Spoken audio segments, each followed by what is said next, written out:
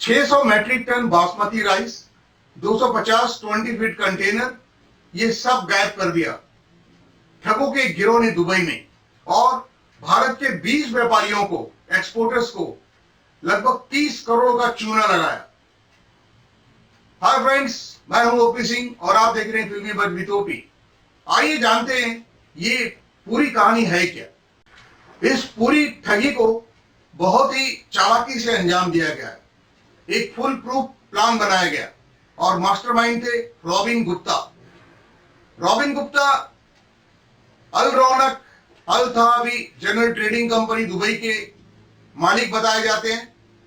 वो भारत आते हैं, भारत में हरियाणा जाते हैं, करनाल जाते हैं और भी भारत के कई व्यापारियों से मिलते हैं, उनसे सौदा करते हैं राइस का और लगभग 1 से 1.5 करोड़ का राइस खरीदते भी हैं।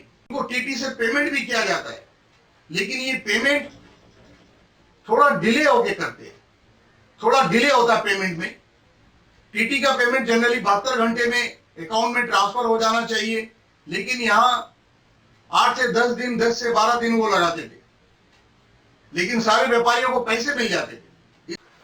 रॉबिन गुप्ता दुबई आने के बाद मिशन का पूरा जिम्मा उन्होंने शेख तारिक अवैस, जो उस कंपनी के जनरल मैनेजर थे, उन्हें सौंप कर दुबई छोड़ के चले गए। इधर भारत के व्यापारियों में से एक व्यापारी दुबई पहुंचा।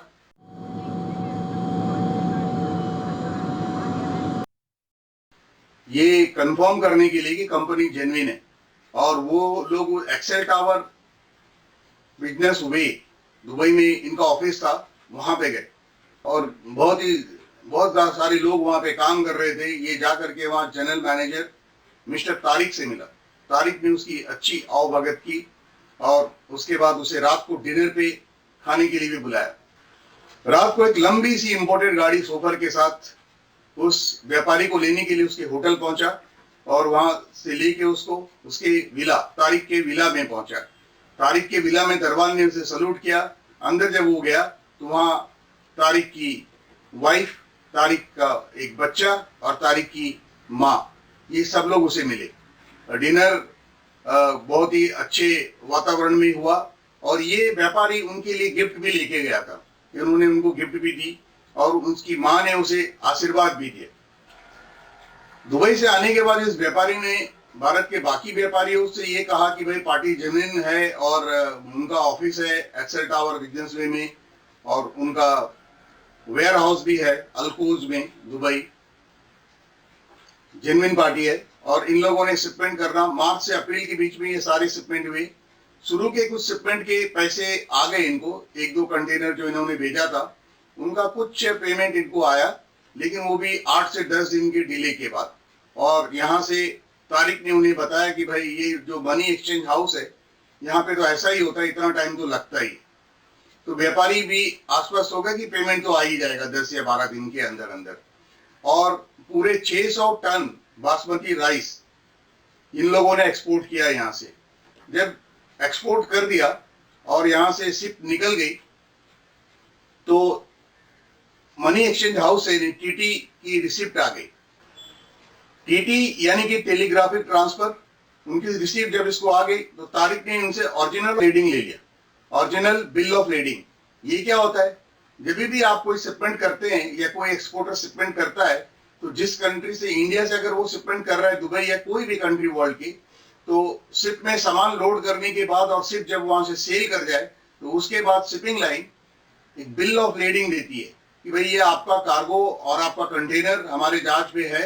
और वो बिल ऑफ लीडिंग जो ओरिजिनल बिल ऑफ लीडिंग है, आइदर उसको वहां सरेंडर करना पड़ता है जो इंपोर्टर जो वो मंगा रहा है, या फिर उस बिल ऑफ लीडिंग को एक्सपोर्टर यहाँ पे शिपिंग लाइन के ऑफिस में सरेंडर कर दे तो पार्टी को वहां पे वो कंसाइनमेंट मिल जाएगा। जब बिल ऑफ लीडिंग इन्होंने दे दिया उनको, तारिक को, दुबई में, तो तारिक ने वो सारे कंटेनर कस्टम से रिलीज करवा लिए और अपने वेयर हाउस में ले गया।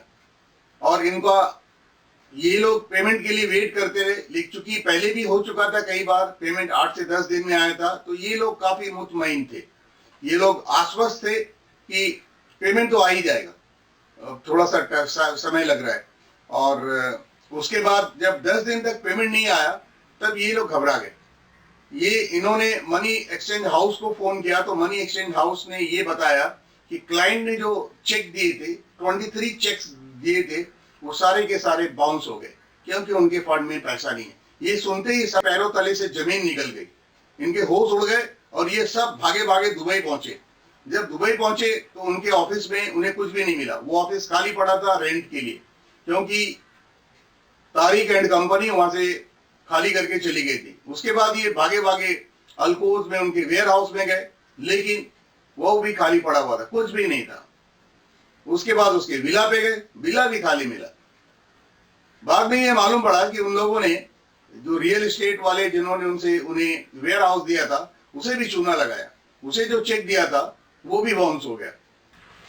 दोस्तों, ये प्लानिंग इतने अच्छे तरीके से की गई थी। आप जरा सोचिए कि दुबई पहुंचने के बाद सिपको यहां से इंडिया से दुबई के लिए 5 से 8 दिन के बीच में ये कभी भी पहुंचती है। 5 दिन में ही पहुंच जाती है, 6 दिन में भी पहुंच जाती है, और इनके पास में तो काफी समय था। और ये फ्रॉडस्टर्स थे, ये जो ठगी करने वाले लोग थे, इन्होंने वेल प्लान किया हुआ था। इन्होंने बासमती राइस के बायर पहले से तय करके रखे होंगे कि भाई हमारा माल आएगा और माल आने के बाद में आपको फटाफट लेना है, 1 दिन के अंदर आपको डिलीवरी लेना है।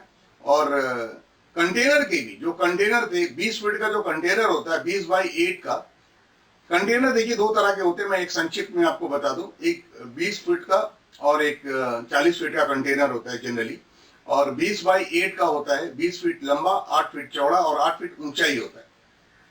उसका वजन भी कई टन में होगा। अगर वजन के हिसाब से भी भंगार वाले को भी उन्होंने बेचा होगा तो उसके भी अच्छे खासे पैसे उन्हें मिल गए होंगे। हालांकि अगर आप एक यहाँ पे इंडिया में खरीदने के लिए जाए एक कंटेनर 20 बाई 8 का, तो आपको 30,000 से नीचे, कम से कम 30,000 नीचे यूज्ड वन मिलेगा नहीं। तो इनकी प्लानिंग इतनी अच्छी थी, इन्होंने पूरा सब कुछ साफ कर दिया और दुबई से फरार हो गए। Okay friends, if you like this episode, please like, share, subscribe. Thank you for watching.